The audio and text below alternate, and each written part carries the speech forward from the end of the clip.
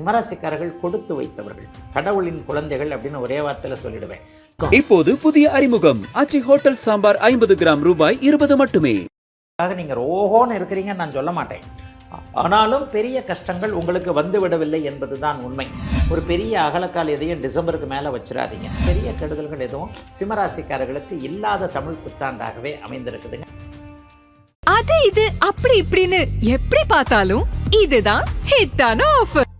பக்தி கதைகள், பக்தி பாடல்கள் மற்றும் ஆன்மீக சொற்பொழிவுகள் மூலம் உங்கள் ஆன்மாவை தூய்மைப்படுத்துங்கள். இன்றைய ஆலய ஆப்பை டவுன்லோட் செய்யவும். கிளிட்ஸ் நேயர்கள் அனைவருக்கும் இனிய நல்வாழ்த்துக்கள், தமிழ் புத்தாண்டு நல்வாழ்த்துக்கள். எல்லோரும் நன்றாக இருப்பீர்கள். இதோ பராபவ தமிழ் புத்தாண்டு பிறக்கப் போகிறது. 2006 ஆங்கில புத்தாண்டு இப்போ தான் பிறந்த மாதிரி இருந்தது. அதுக்குள்ளே ஒரு 3 மாதம் முடிஞ்சு 3.5 மாதம் ஆயிடுச்சு. அதுக்குள்ளே தமிழ் புத்தாண்டு வர இருக்கிறது.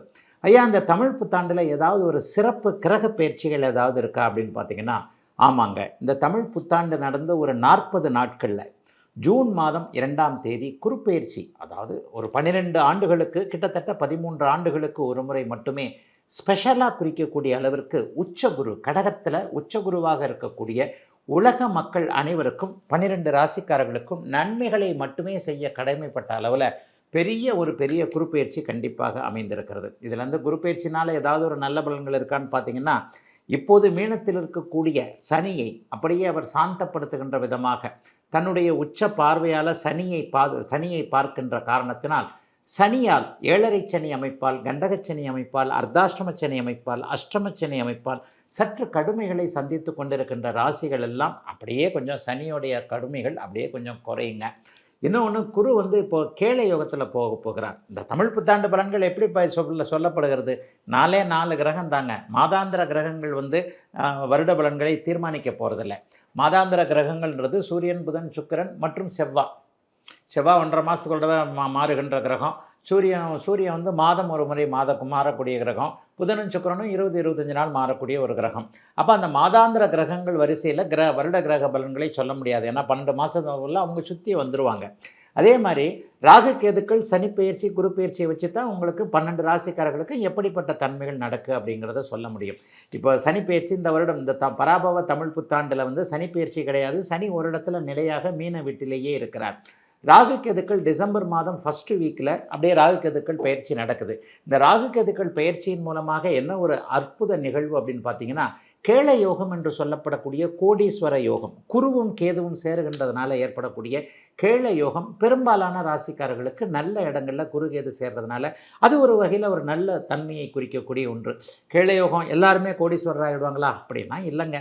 பிறந்த ஜாதக அமைப்பிற்கு ஏற்றாற் போல நல்ல தசாபுக்தி அமைப்புகள் நடக்கக்கூடியவர்கள், குரு நல்ல ஆதிபத்தியத்தை கொண்டிருக்கக்கூடிய ஒரு யோகராக இருக்கக்கூடிய அமைப்புகள் இருக்கிறவங்க எல்லாருக்குமே இந்த பராபவ தமிழ் புத்தாண்டு ஒரு குறிப்பிட்ட அளவு பணம் சம்பாதிக்கக்கூடியவர்களாக அமைப்பாக இருக்கும். எல்லாருக்குமே வந்து கோடிகளை கொட்டிடுமா அப்படின்னு சொன்னால் எல்லாருக்கும் ஒரு உயரங்கள் இருக்கின்றன. 1000 ரூபாய் சம்பாதிக்கிறவர் கண்டிப்பாக 10,000 ரூபாய் சம்பாதிப்பார், 5000 ரூபாய் சம்பாதிப்பார். 10,000 சம்பாதிக்கிறவருக்கு 50,000, 1 லட்சம், 1 லட்சம் சம்பாதிக்கிறவருக்கு 10 லட்சம், 50 லட்சம், 10 லட்சம் சம்பாதிக்கிறவருக்கு 1 கோடி என்பது போன்ற 10 மடங்கு உயர் லாப அமைப்புகள் இப்போது பராபவ தமிழ் புத்தாண்டில் குரு உச்ச வீட்டில் இருக்கின்ற காரணத்தினாலும் சனியை சுபத்துவப்படுத்தி சனியின் கொட்டங்களை, துன்பங்களை, துயரங்களை கொஞ்சம் அடக்கி வைக்கக்கூடிய அமைப்புகள் இருக்கிறதுனாலையும் இந்த தமிழ் புத்தாண்டு பெரிய அளவில் கஷ்ட நஷ்டங்கள் எல்லாருக்குமே இருக்காதுங்க. அதுதான் உண்மை. ஐயா, கடகத்தில் வந்து உச்சனாகக்கூடிய குரு பகவான் 3 மாதத்திற்கு ஒரு முறை போன தடவை மாதிரியே அதிசாரத்தில் சிம்மத்திற்கும் அதுக்கும் போயிட்டு வர்றாருன்னு பார்த்தீங்கன்னா, சிம்ம வீடு கூட அவருக்கு அதிநட்பு வீடு. அதற்கப்புறம் ஒரு 3 மாதம் சிம்மத்தில் இருப்பார் அதிசார அமைப்பில். அதன் பிறகு திரும்பவும் உச்சம் என்கின்ற ஒரு நிலைமைக்கு வந்துடுவார்.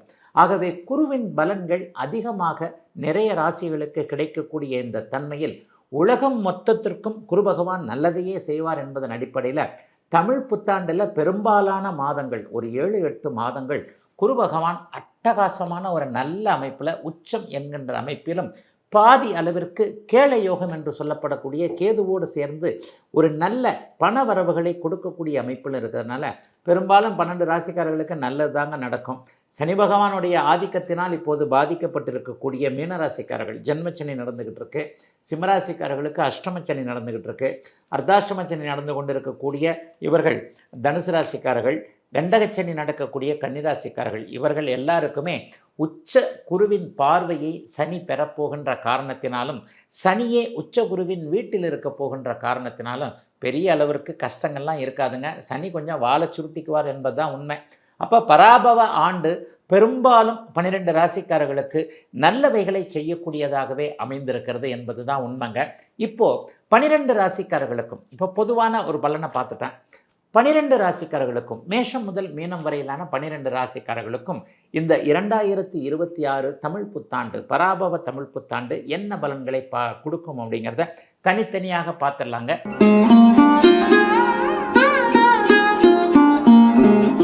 சிம்மராசிக்காரர்களுக்கு பார்த்தீங்கன்னா அட்டமத்து சனியுடைய பாதிப்புகள் லேசாக தான் இருக்குது. அதற்கு காரணம் அந்த வேதை அமைப்பு.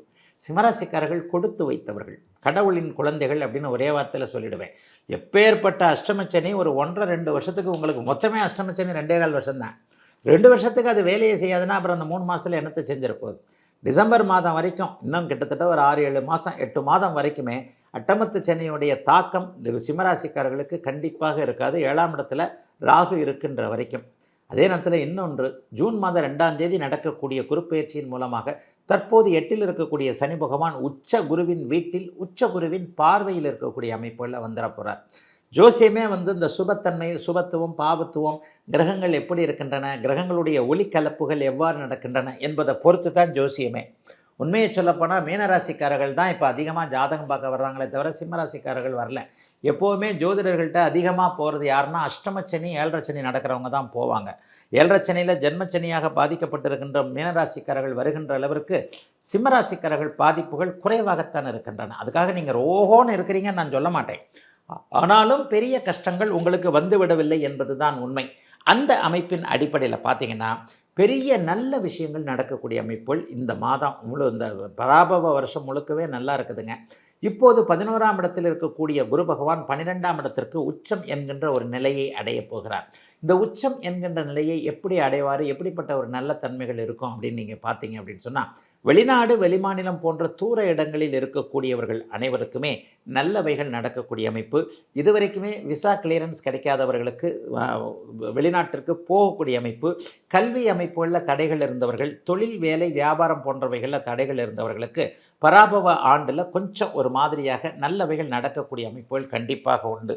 ஆனால் ஒரு விஷயத்தை சொல்லித்தான் ஆகணும், நல்லதையும் சொல்லணும் அல்லதையும் சொல்லணும் இல்லையா? டிசம்பர் மாதம் முதல் வாரம் நடக்கக்கூடிய ராகுகேது பெயர்ச்சியின் மூலமாக இதுவரை உங்களுக்கு அட்டமத்து சனியிலிருந்து பாதுகாப்பை கொடுத்து கொண்டிருந்த ராகு கேதுக்கள் அப்படியே விலகுறாங்க. 7இல் இருக்கிற ராகு 6லையும் 12லையும் வந்துடுவாங்க. இப்போ இந்த ராகு கேதுக்கள் விலகின உடனே அடுத்த ஒரு 7 மாதங்களுக்காவது உங்களுக்கு கண்டிப்பாக அட்டமத்து சனியுடைய பாதிப்புகள் தெரிய வரும். ஆகவே ஒரு பெரிய அகலக்கால் எதையும் டிசம்பருக்கு மேலே வச்சிடாதீங்க. ஒரு புதிய தொழில் ஆரம்பிக்கிறது, புதுசாக ஏதாவது ஒன்று இது பண்ணுறது, அல்லது யாரையாவது நம்பி இறங்கிறது, இந்த மாதிரியான ஒரு அகலக்கால் வைப்பது பணம் சார்ந்த விஷயங்களில் டிசம்பர் மாதத்திற்கு பிறகு ஒரு 4-5 மாதங்கள் கவனமாக இருக்க வேண்டிய ஒரு பராபவ ஆண்டாக இது இருக்குங்க. அதை தவிர பெரிய கெடுதல்கள் எதுவும் சிம்மராசிக்காரர்களுக்கு இல்லாத தமிழ் புத்தாண்டாகவே அமைந்திருக்குதுங்க இந்த தமிழ் புத்தாண்டு. பக்தி கதைகள், பக்தி பாடல்கள் மற்றும் ஆன்மீக சொற்பொழிவுகள் மூலம் உங்கள் ஆன்மாவை தூய்மைப்படுத்துங்கள். இன்றைய ஆலய ஆப்பை டவுன்லோட் செய்யவும். அது இது அப்படி இப்படின்னு எப்படி பார்த்தாலும் இதுதான் ஹிட்டான ஆஃபர். இப்போது புதிய அறிமுகம் ஆச்சி ஹோட்டல் சாம்பார் 50 கிராம் ரூபாய் 20 மட்டுமே.